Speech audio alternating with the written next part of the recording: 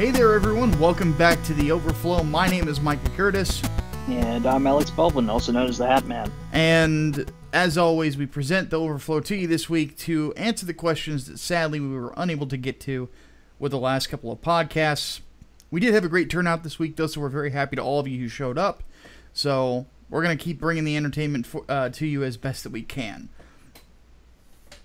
And I'd like to think that, and this is just sort of a tangent right at the beginning, but is it just me, or is I can't find another podcast out there that answers as many questions as we do?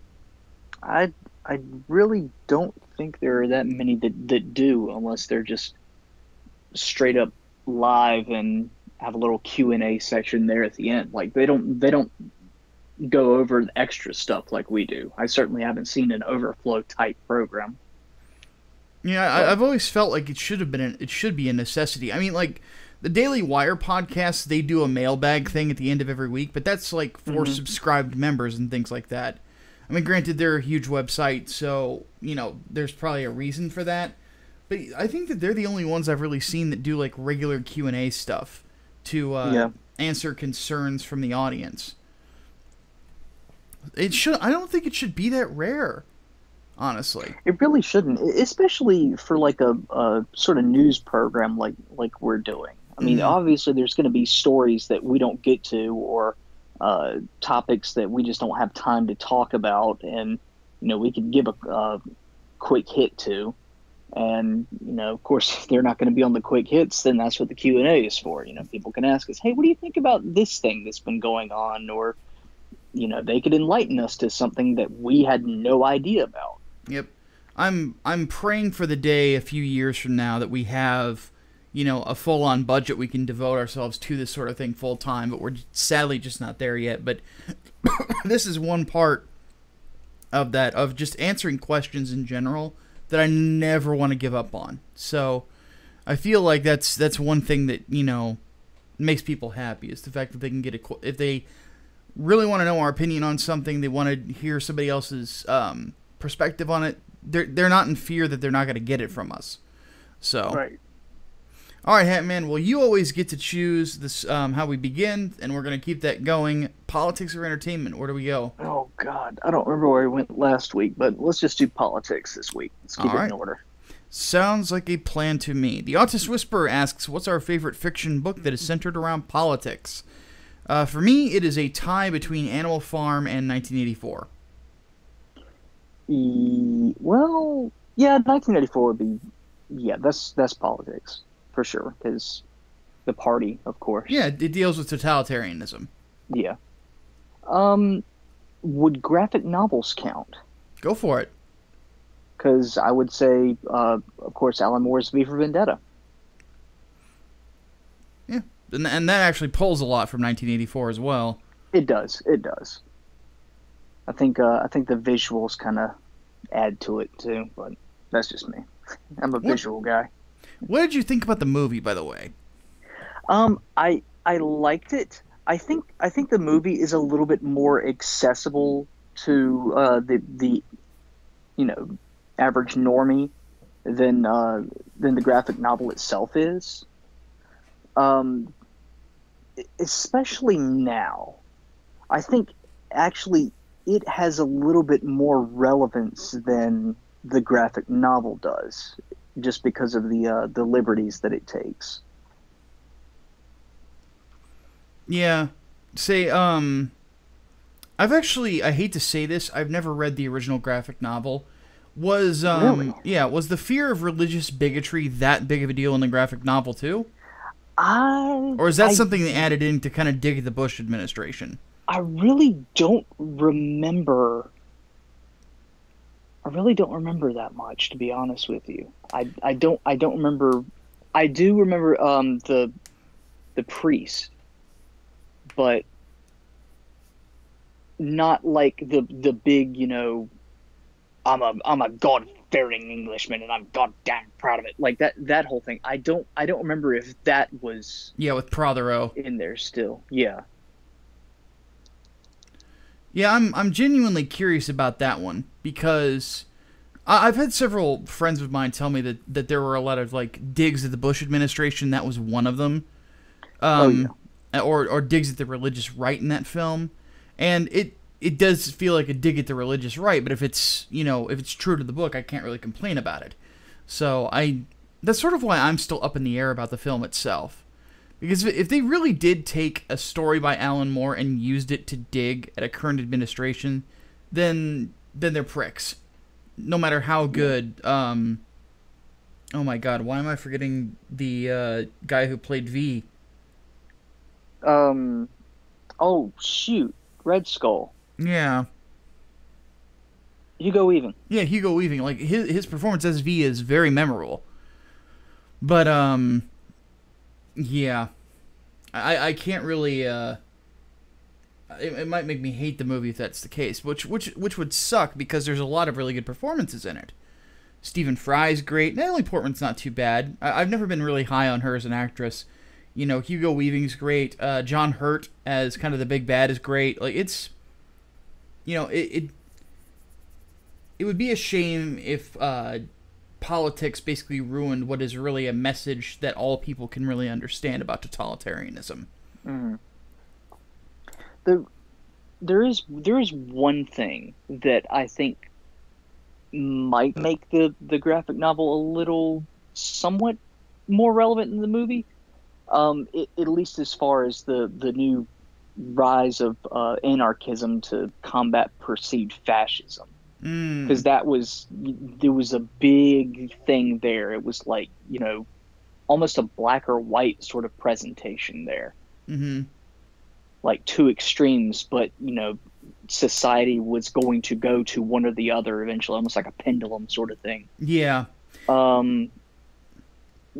Yeah. I still think the movie holds just a little bit more relevance just because of the Bush era thing. It's just more accessible, I think. One thing that I would say is my big problem with sometimes people on the right when they create things, or people on the left create things that talk about totalitarianism, is they sometimes take too much time to dig at the other side, which is why I like 1984 so much. It's written by a socialist in Orwell, who, as time went on and you read interviews with him and the way he talks, became less and less idealistic about socialism. And 1984 is not about one particular side of the political spectrum over another. Mm-hmm.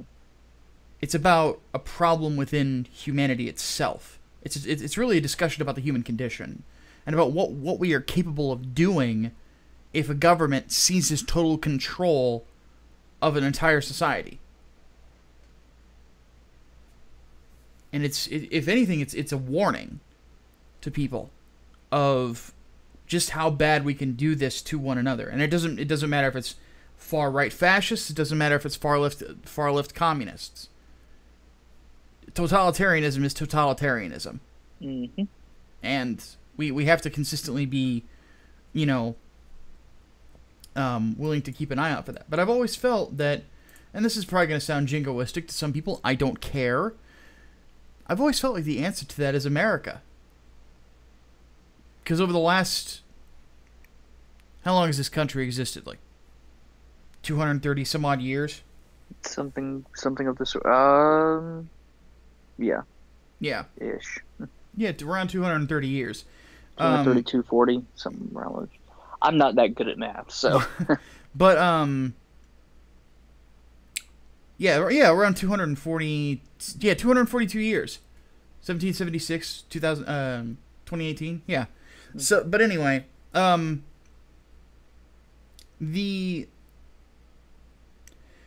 one thing to keep in mind is that if you look at every war we've ever fought, it was always against a totalitarian regime. We are the one thing in the world that always stands steadfast against those things. So, well, considering that was the whole reason why the nation was founded in the first place. Indeed. And it's something that should always be fought. Always. Or else, 1984 and V for Vendetta really are warnings of what will happen if you don't. Mm-hmm. All right, Eclectic 1995 said, or I wanted to know, where did the notion that religion was the cause of wars come from, despite history telling us otherwise? the Crusades, really. Yeah, It's people just harping back on that. I blame the Four Horsemen of Atheism for that, to be honest. And I Yeah. like what some of them have written, but they're wrong on a great many things. Sam Harris, I have respect for his intelligence. Same with Daniel Dennett and, Dawkins, and I have a ton of respect for Hitchens for his journalistic work. But the problem is that none of them, or they all had blinders on when it came to religion because they despise it so much. And you'll see that I'm still waiting for the debate between Ben Shapiro and Sam Harris to actually be aired, because I don't think it ever has been. But apparently Sam did not do well at all. Like his worldview about us being totally determined didn't really hold up when you put it up against what we know scientifically and against, and philosophically speaking. But I feel like it is those guys who really started that meme that religion is the cause of all wars. And, because you have to keep in mind the time where they got really popular was during the War on Terror. And there was this group of people out there that saw what Islamists are doing. Plus, they saw the people on the religious right, being basically rabid against homosexuals. And the combination of the two created a perfect storm for very well-educated, very, very intelligent atheists to come in and basically act like they had all the answers. Well, they didn't. As time has gone on, I think that a lot of people have woken up to the idea, which is ironic because Sam Harris's podcast is called the Waking Up Podcast.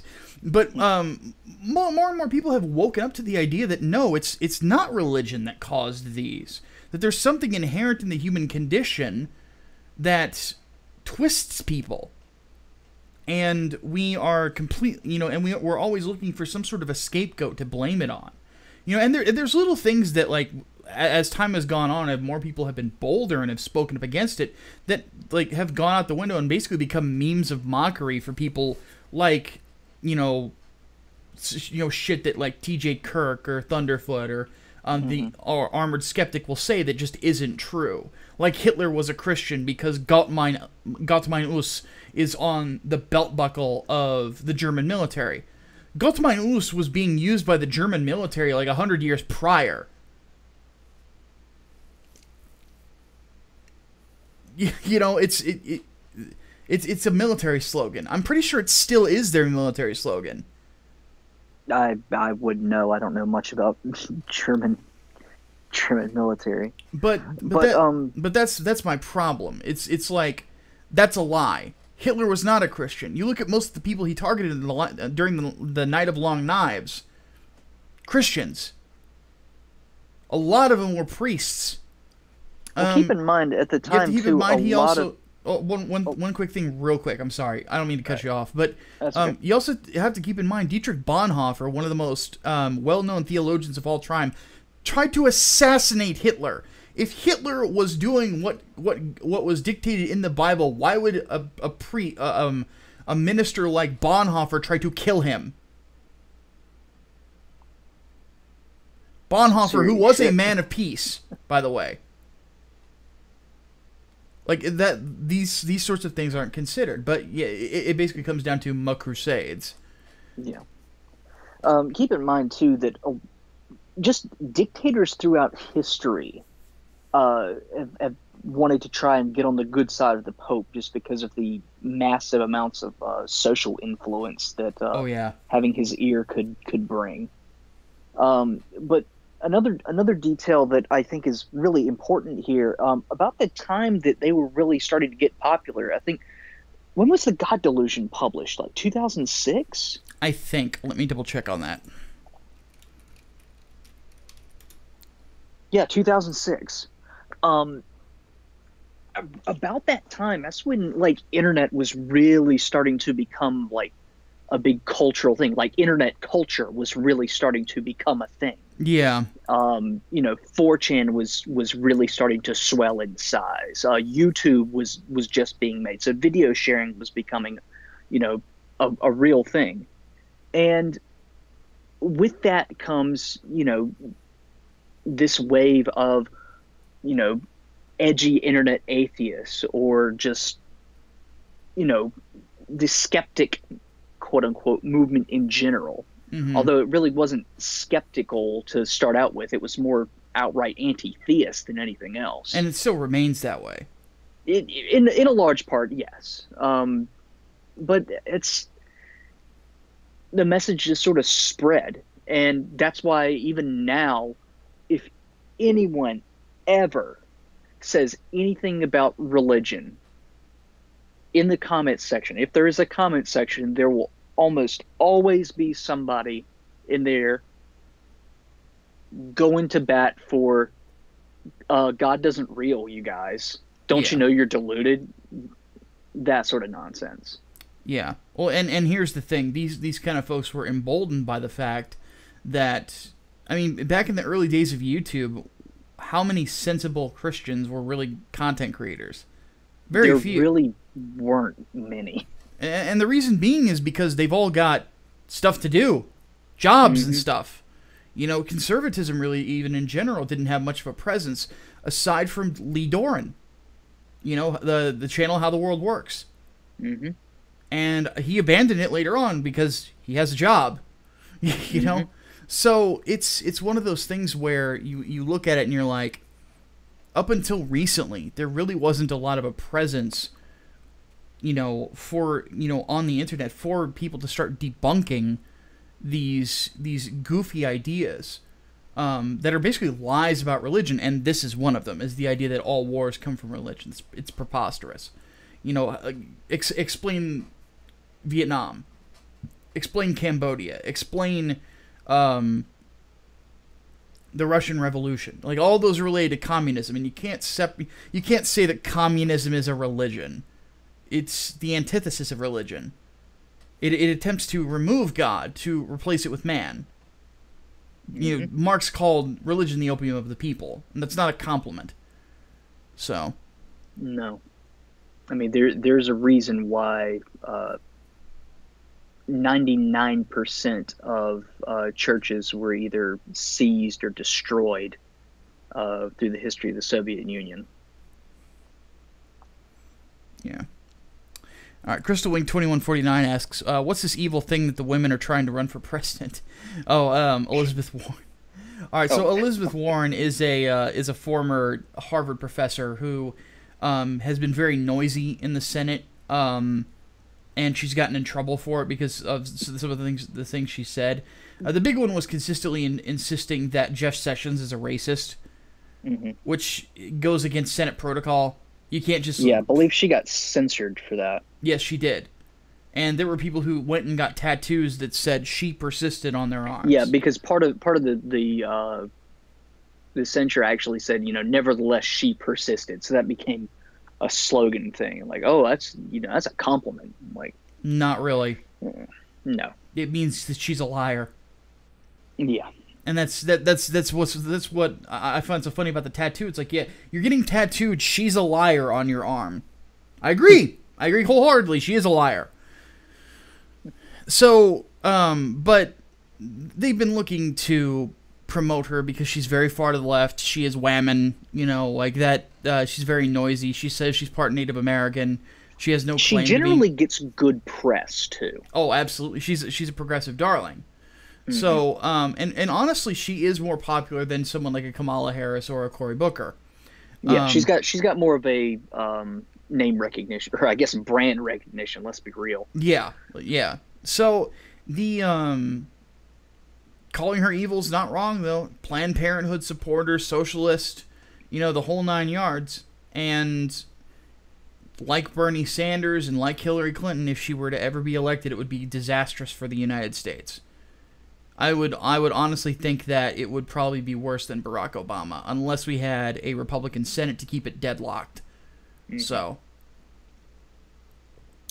Swordsman 100 asks, how far can the left pull the race card till people say they finally had enough? I think they already have said they've had enough. Well, that's basically part of the reason why we have such a polarizing divide as we do today. That's how we got Trump, too. Yeah, I mean, the right has really figured it out, that the race card is basically being pulled as a way to just shut down all conversation and basically try and force a win. Yeah. But the left, for the large part, still hasn't figured that out yet. No. Mostly because, they're the ones using it. But, the ones who are not really in the know, they just trust, okay, well, they're right-wing, so they have to be racist. So naturally, they'll go along with it. And the main reason that it didn't work, and like I said, I did a video on why we got Trump ages ago. 8 years of people saying to people like me, you're a sexist, racist, bigot, homophobe. Didn't matter what you said, you're a sexist, racist, bigot, homophobe. Hatman can probably remembers this when Brianna Wu came after me. Mm-hmm. She called me a racist for a meme. And nobody bought it. It's little things like that remind people that it's nonsense. I mean, when Barack Obama goes on TV and he says that part of the reason that the Republican House doesn't want to pass his legislations is because they don't like the thought of a powerful black man, and you're just some average stiff at home and you don't like his ideas either, that's insulting. Mm-hmm. You sit there and you're like, I don't give a shit what color of brown you are. You're an asshole. That's why I don't like you. And it is I would think that is the moment where we started to realize, and we really that this whole meme about, or I call them lefty memes because the left can't meme, but this lefty meme of America is a racist nation just died. It's like, no, we're not. You're all dicks. It's like we just want to call people assholes equally. We don't want to have to give special treatment to people just because they're going to claim that we're racist for calling them an asshole. Exactly. So I really think that there is a necessity for people to stand up to that sort of thing. Somebody calls you a racist and you're not a racist, call them crazy. Just say flat to their face, you're a crazy person. Or tell them to prove it. No, because they'll make up some bullshit. No, that's the thing. They're making up bullshit. You cannot prove empirically unless, like, they're actually, part of the KKK or something. But like a statement like, Barack Obama's an asshole, that's not a racist statement. You can't prove that. Even then, really, you cannot empirically prove that somebody is a racist. You can't. Just that's why they throw it out there, because you can't disprove it either.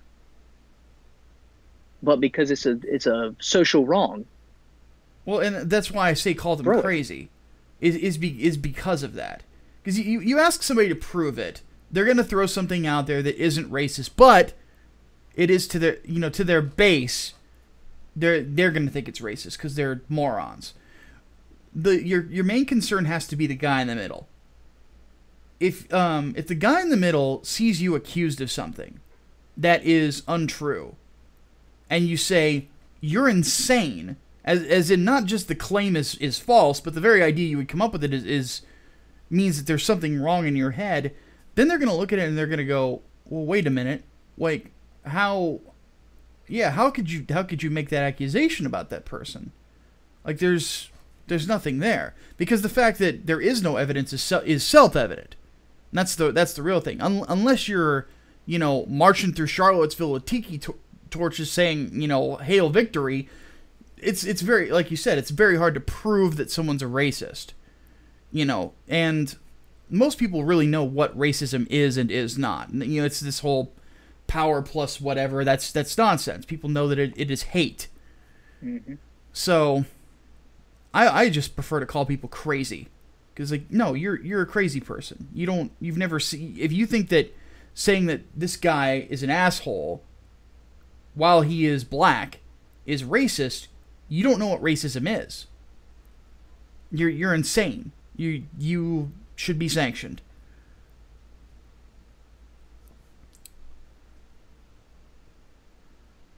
Alright. So let's move on to entertainment. Crystal Wing asked, do we think Thunderbolts, Toxin, and Carnage will return in Marvel anytime soon? Thunderbolts, I don't know. Toxin is dead, both the symbiote and the person. Because the original Toxin, Patrick Mulligan, was killed off basically to give Eddie Brock the symbiote for whatever reason. I don't know. I didn't really understand that decision. Carnage right now, Cletus Cassidy does not have the symbiote. He has a different one. And then he was turned into one of the poisons, and he's floating somewhere in space. The Carnage symbiote was captured in Spider-Man 800, but Norman Osborn somehow got a hold of it and was using it and became the Red Goblin. And I'll do a video on that later. That is interesting. Yeah, it's interesting. We'll put it that way. As for the Thunderbolts, I would like to see that book return, but it just hasn't really had much momentum behind it since the original publishing.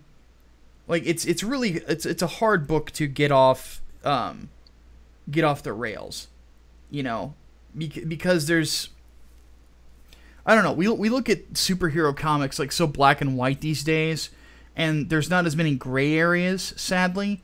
So a Thunderbolts team doesn't quite fit in.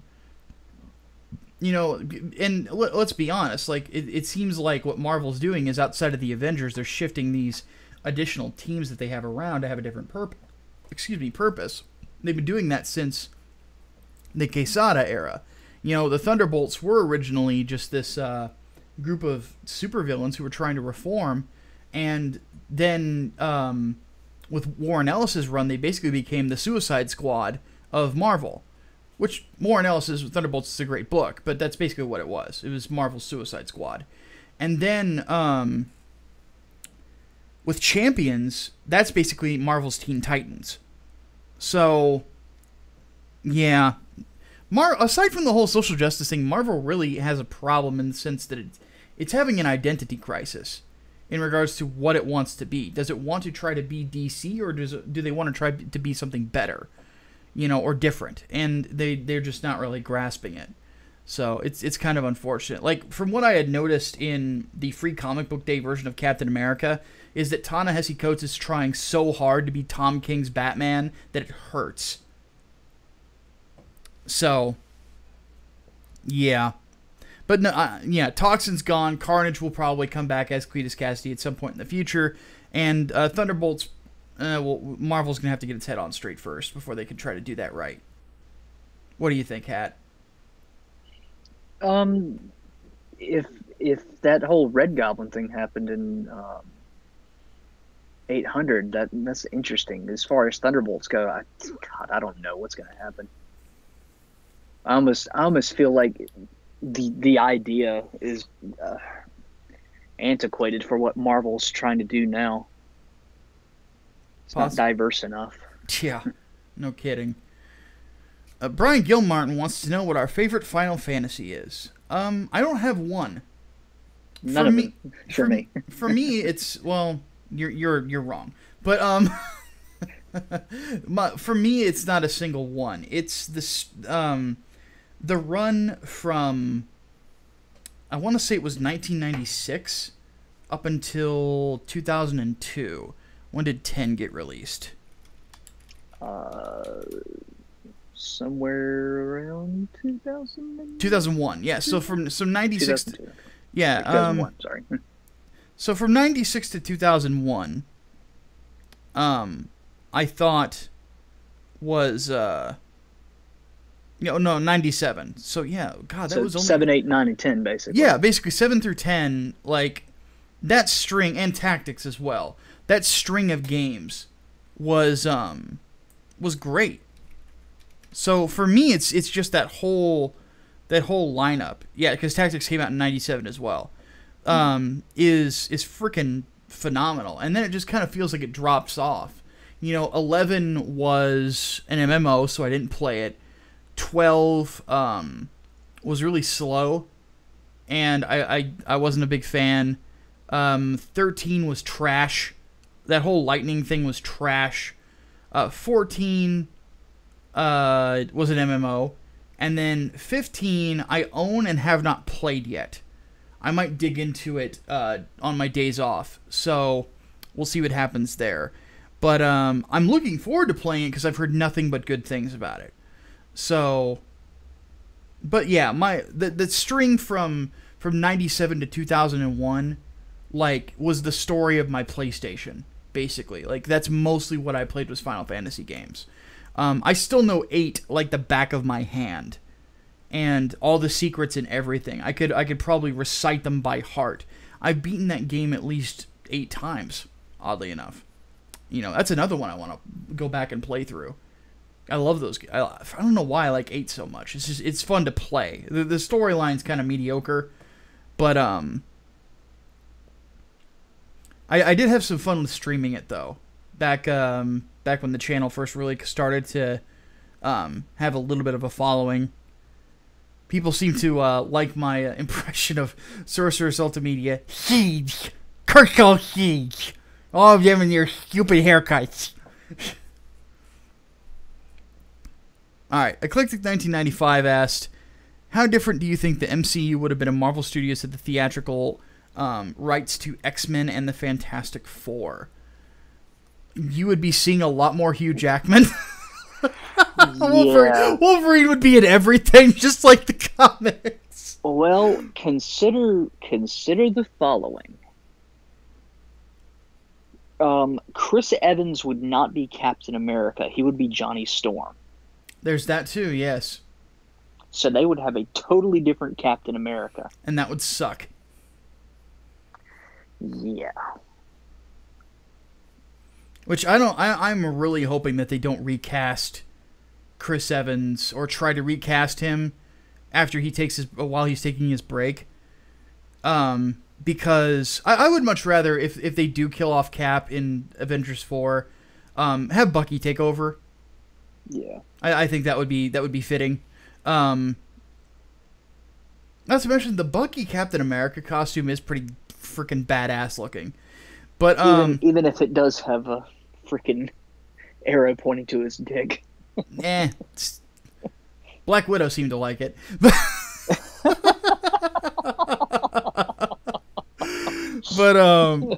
But yeah, like that I would find I could get behind, like, and have Rhodey take over as Iron Man for a bit. I would be cool with that. Oh yeah, absolutely. So it worked in the comics. Very different MCU, though. I would kill to see Hulk fight the Thing on screen. Oh, absolutely. That'd be awesome. But yeah, it would look very different. Yeah, Hugh Jackman would be in everything. It would be weird. That's kind of why I'm sort of happy that they have that it went the way that it did, because it also allowed for less popular Marvel Comics characters to regain their place in the culture. Like, right. You got to keep in mind, when the X-Men got popular, people stopped talking about Captain America, Iron Man, Thor, and all those characters. Like, they faded away. You have to keep in mind, Iron Man was not an A-lister. No, when the movie came out. Neither was Cap. And that's crazy when you think about it. He's Cap one of the most iconic. Closer than Iron Man was, though. Well, here's the thing. You also have to keep in mind, when they did Avengers Disassembled, screw you, Bendis, Thor got canceled due to sales. And they didn't revive it until J. Michael Straczynski had a pitch that they thought could sell comic books. Think about that now. Well, as popular as Thor is now. Yeah. That's insane. So, yeah, it basically allowed for these characters who had gone under the radar for so long that back in the 60s, 70s, 80s were much more iconic, to really, yeah, take place in the culture again. Or for some characters who are more obscure to gain a semblance of popularity. Like, I never... Guardians of the Galaxy. Yeah, the Guardians of the Galaxy being the best example. Ant-Man, the Falcon, gosh... Who else is out there? The Scarlet Witch, War Machine, Vision. Hell, Black Widow. Black Widow. She always came across as really obscure. Hawkeye, one of my favorite characters ever. Jeremy Renner's great as him too. He fits Vince Clint to a T. I love it. Yeah, like that. That's part of the reason I'm glad. And then, by the time that they get the rights to Fantastic Four and X-Men, it'll be a good time to bring those characters back to the forefront. And I honestly don't think that they're going to recast everyone either. Like, there's certain people that I would say you could get rid of pretty safely. But, you know, James McAvoy as Professor Xavier is good. You know, Michael Fassbender as Magneto's great. So... yeah, I'm happy that it's played out the way that it has, and I wouldn't change it for the world. Another thing too, I think it allowed the MCU to sort of start small and then expand, as opposed to, you know, have big team films in phase one.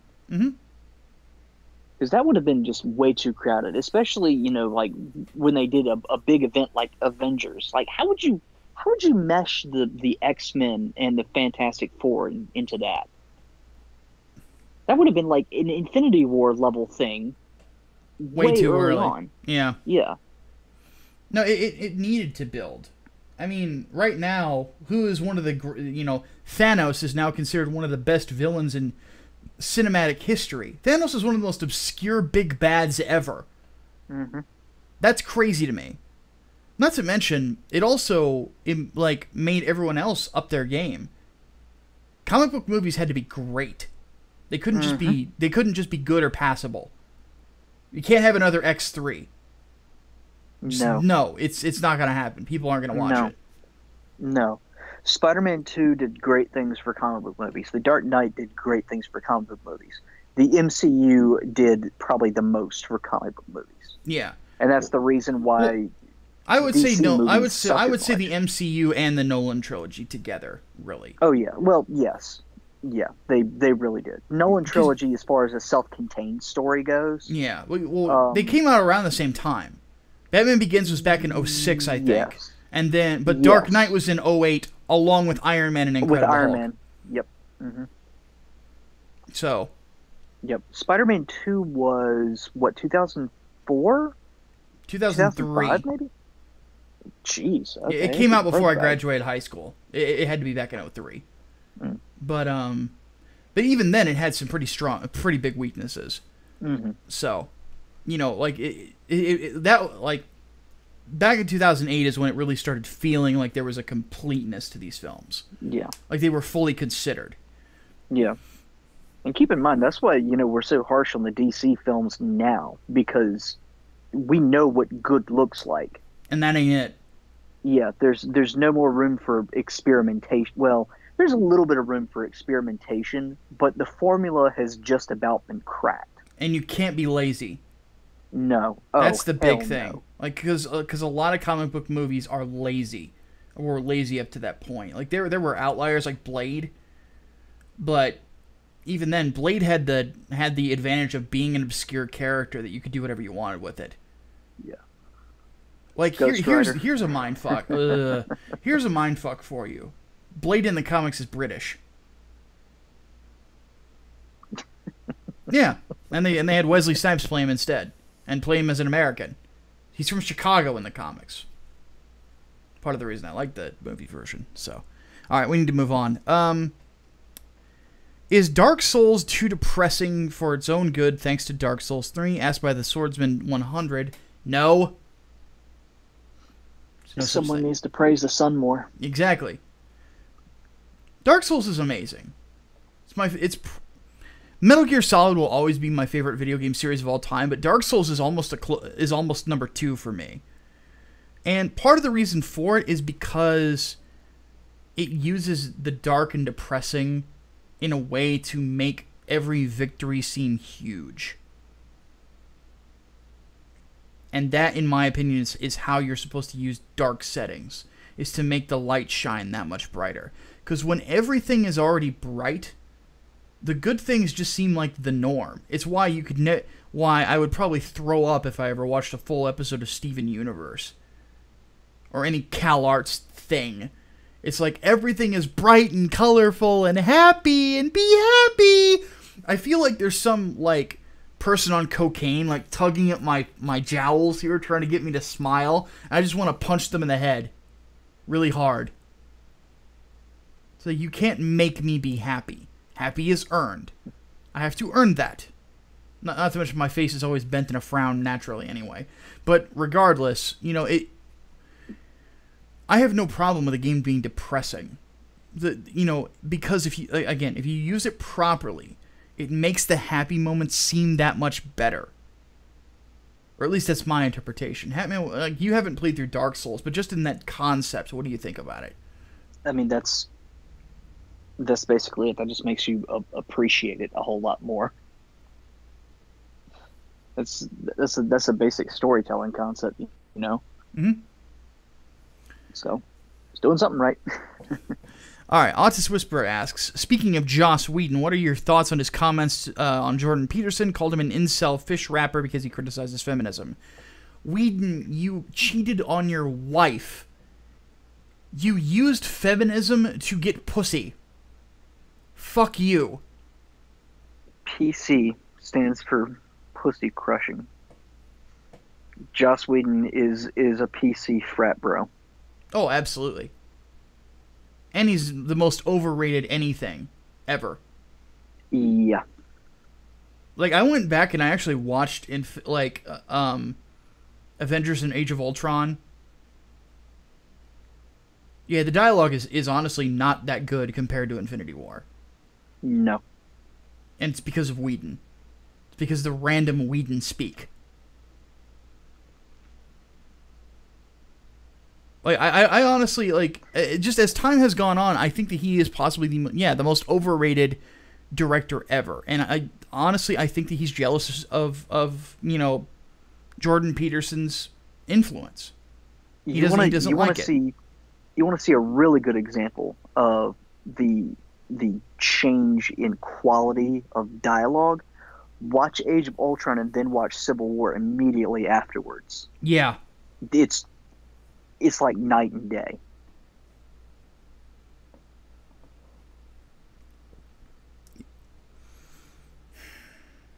Yeah. Fuck Joss Whedon. Fuck Joss Whedon. Alright. For our last question, Hardboiled Entertainment asks, thoughts on Brian Michael Bendis' Man of Steel? Meh. I'm not impressed by it. And he's sowing the seeds of Superman possibly cheating on Lois, so fuck him. Seems to me like he's not so much interested in telling a good story as he is being known for changing up the formula, so people will say, yeah, Bendis changed things. He changed the game, man. He's doing it for his own recognition. Bendis is a prime example in comic books where moving forward does not necessarily mean improvement. Yeah. And I know that's the typical conservative in me saying that, but it's the truth. Is just because you're moving forward doesn't mean that you're improving. You could be moving forward into a minefield. You never know. And that's what I think Bendis is going to do. Is he's going to try to change everything, because it's Bendis. You know, he retcons things and he kills people off, and people hate him for it. And people are thinking that just because he's out of Marvel that's going to change. No. Even before Marvel was considered SJW Marvel, he had this same problem. Like it's not an SJW thing, it's a Bendis thing. It's what he's always done. He always does better with original characters. He does not do very good at all with established characters. He always tends to screw them up. The only exception is Daredevil. I think that's just the core problem in general, because to him it seems like the only way to tell an interesting story is to completely change the formula. And you can't do that with characters that have been established, at least in Superman's case, over 80 years. Yeah. You can't do that. Like, you can still tell an interesting story and change up the dynamic some, but you can't have an entire formula shift.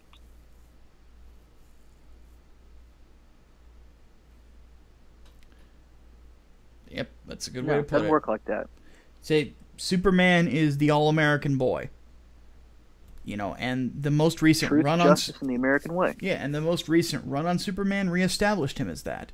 And reestablished him as a family man. And is just a good person. And Bendis doesn't do good with that kind of a character. He doesn't. No. So, I mean, good example of changing up the formula but still keeping the heart of it. Superman losing his powers. The New 52 Superman. Mm-hmm.